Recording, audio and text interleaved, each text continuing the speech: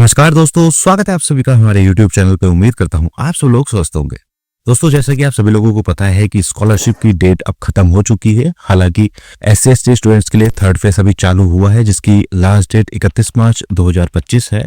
लेकिन बाकी सभी कैटेगरीज जैसे कि जनरल हुआ, OBC हुआ, माइनॉरिटी हुआ या SC/ST वाले जिनका सेकेंड राउंड तक भर चुका था फॉर्म और उन्होंने सबमिट कर दिया था, उनके स्कॉलरशिप फॉर्म कब प्रोसेस होंगे, आगे कैसा आप अपना स्टेटस चेक कर सकते हो, क्या क्या उसमें स्टेप्स रहते हैं, और जो स्टेटस आपके पास में निकल कर आएगा उसमें जो रिमार्क लिखे हुए हैं उसका क्या मतलब है, कब आपको स्कॉलरशिप मिल पाएगी, ये सारी बातें आपको आज इस वीडियो में बताने वाला हूँ। वीडियो को बेहद ध्यान से देखिएगा दोस्तों, और चैनल पर अगर आप नए हैं तो चैनल को सब्सक्राइब कर लें और बेल आइकन के बटन को दबा के ऑल पे सेट करना बिल्कुल ना भूलें, ताकि हमारे आगे आने वाले सभी वीडियोज की नोटिफिकेशन आपको मिलती रहे। तो चलिए दोस्तों, शुरू करते हैं बिना किसी देरी के।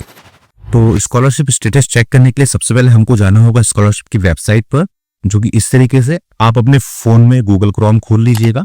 गूगल क्रोम खोलने के बाद आपको यहाँ सर्च बार में टाइप करना है UP scholarship. UP scholarship search करते ही जैसे आप एंटर करेंगे इस तरीके से एक वेब पेज खुलकर आएगा आपके पास में। इसको आपको लिंक को क्लिक करना है और इस तरीके से आपके पास दोस्तों स्कॉलरशिप की वेबसाइट खुलकर आ जाएगी। अब आपको करना क्या है, अगर आप फोन पर कर रहे हैं तो इस तरीके से आपके पास जो वेबसाइट खुलकर आई है, यहाँ 3 डॉट से आपको स्टूडेंट लॉगिन मिल जाएगा। लेकिन इस तरीके से फोन से करने में आपको दिक्कत होगी। हालांकि मैं आपको डायरेक्ट लिंक दे रहा हूँ फ्रेश स्टूडेंट्स के लिए और रिन्यूअल वाले स्टूडेंट्स के लिए, आप सीधा उनको क्लिक करके लॉगिन कर सकते हो।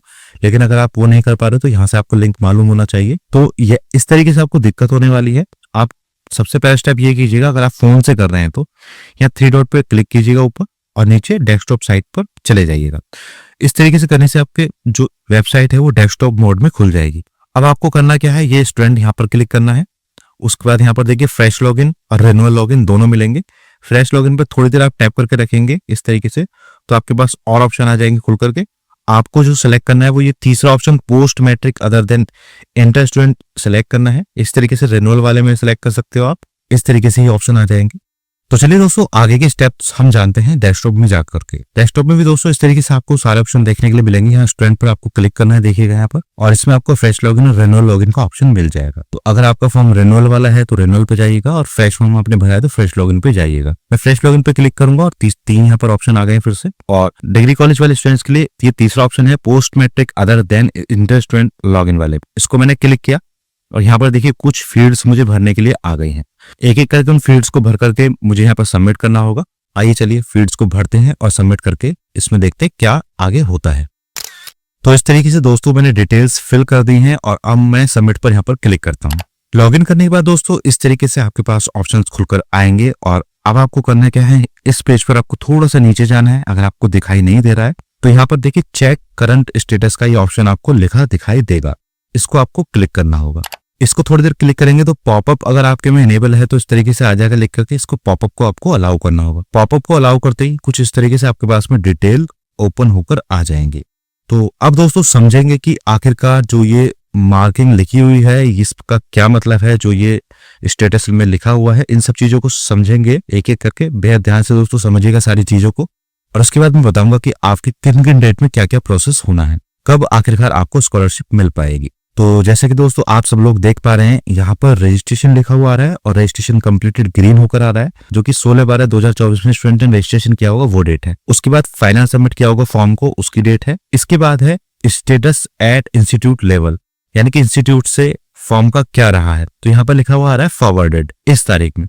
तो अगर आपका फॉर्म कंप्लीट हुआ था और कॉलेज में अच्छे से जमा हुआ था, अटेंडेंस वगैरह आपकी ठीक ठाक है सब कुछ, तो आपका फॉर्म फॉरवर्ड हुआ होगा, उसकी डेट यहाँ पर आपको लिखी मिल जाएगी। अगर आपका फॉर्म फॉरवर्ड ही नहीं हुआ है तो वो रिजेक्ट लिस्ट में आ रहा होगा, सीधा स्टेटस में आपका रिजेक्ट लिखा हुआ आ रहा होगा। इसके बाद में है account verification status, response pending by PFMS। ये क्या चीज होती है ये मैं आपको आगे बताऊंगा, थोड़ा सा वेट करिएगा अभी। इसके बाद है verification bye district welfare officer pending at scholarship committee. तो ये अभी स्कॉलरशिप कमेटी से पेंडिंग है, जो कि करंट स्टेटस में भी आ रहा है रेड होकर के इस तरीके से। उसके बाद आप यहाँ पर मेन स्टेटस में जहां पर अभी आपका फॉर्म है वो चीज जान सकते हैं कि फॉरवर्डेड बाय इंस्टीट्यूट, अभी आपका फॉर्म केवल फॉरवर्ड हुआ है इंस्टीट्यूट से, उसकी डेट ये है। जो इंस्टीट्यूट ने आपके मार्क्स एंटर किए हैं वो इस तरीके से हैं, रिजल्ट जो आपका एंटर किया है वो इस तरीके से, और जो आपके अटेंडेंस परसेंटेज एंटर की है वो इस तरीके से। ये सारी चीज आपको यहाँ पे देखने के लिए मिल जाएंगी। कई बार टेक्निकल ग्लिच की वजह से ऐसा होता है कि जो इंस्टीट्यूट लेवल से फॉरवर्डेड तो लिखा हुआ आ जाएगा आपका, लेकिन यहाँ पर मार्क्स वगैरह सारी चीजें 0 लिखी हुई आएंगी, तो उसमें आपको चिंता करने की जरूरत नहीं है, वो आपका ठीक हो जाएगा आगे जाके। अब हम बात करेंगे दोस्तों, जो अभी फॉरवर्ड हुआ है उससे आगे के स्टेप्स क्या हैं, एक एक करके उनकी जानकारी करेंगे, किन किन डेट में वो स्टेप्स फुलफिल होने हैं और कब आपको स्कॉलरशिप आएगी। ध्यान से दोस्तों देखते रहिएगा वीडियो को। सबसे पहले मैं बात करूंगा ओबीसी स्टूडेंट्स की। तो जैसे कि आपको पता है ओबीसी स्टूडेंट की डेट बढ़ गई थी, तो ऑनलाइन आवेदन करने की जो लास्ट डेट थी वो 30 जनवरी 2025 तक थी। उस तक आप अपना ऑनलाइन आवेदन कर सकते थे और कॉलेज में जमा कर सकते थे। इसके बाद जो आगे की कार्रवाई होनी है वो इस तरीके से है, जो कॉलेज है उनके द्वारा फॉर्म को जो फॉरवर्ड किया जाना है उसकी डेट थी 3 फरवरी, जो कि अभी है बाकी बची हुई। तो हो सकता है स्टूडेंट्स का फॉर्म अभी इंस्टीट्यूट से फॉरवर्ड ही ना हुआ हो, तो अभी आपका हो सकता है फॉर्म में केवल इंस्टीट्यूट लेवल पर रिसीव, वेरीफाई या फॉरवर्ड हो चुका होगा, तो ये सारी चीजें लिखी हुई मिल सकती हैं। इसके बाद जो आता है पीएफएमएस से जो खाता है वो सीड होता है आधार के थ्रू। जो भी आपका बैंक अकाउंट आधार से लिंक है और सीड है अच्छे से, वही बैंक अकाउंट आपका रिस्पॉन्स करेगा जब भी आपका ये पीएफएमएस पोर्टल का अपलोड होगा।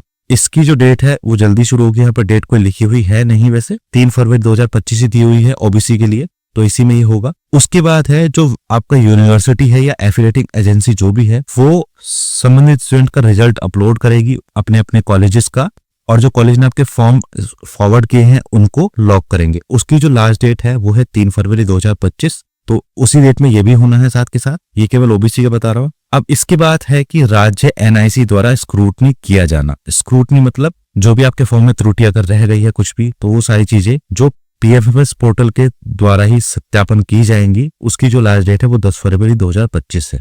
तो इसके बाद में अगर किसी बच्चे का दिक्कत निकलती है फॉर्म में, तो उसको भेजा जाएगा दोबारा से समाज कल्याण के पास, और समाज कल्याण लिस्ट जारी करेगा सस्पेक्ट डेटा जो आता है, यानी करेक्शन डेटा जो आता है उसकी। वो करेक्शन डेटा सब कुछ ठीक होने के बाद में 18 फरवरी 2025 तक जनपदीय स्तर से छात्रवृत्ति समिति द्वारा डाटा लॉक किया जाएगा। यानी कि जो समाज कल्याण विभाग है उस डेटा को करेक्शन होने के बाद जो सभी सही फॉर्म्स हैं उनको लॉक करेंगे, और उसके बाद वो राज्य एनआईसी स्तर से मांग का सृजन करेंगे, यानी कि डिमांड भेजेंगे कि इतने हमारे फॉर्म्स हैं और इतने स्कॉलरशिप आनी है। इसका जो टाइम पीरियड है वो है 21 फरवरी 2025 तक। उसके बाद जो निदेशालय स्तर से धनराशि जो है वो ट्रांसफर की जाएगी स्टूडेंट्स को, यानी कि निदेशालय स्तर मतलब लखनऊ से। तो जो भी छात्र छात्रों के आधार सीडेड एनपीसीआई मैप्ड खाते हैं उनमें धनराशि सीधे भेजी जाएगी निदेशालय स्तर से। उसकी जो लास्ट डेट है वह 25 फरवरी 2025 तक।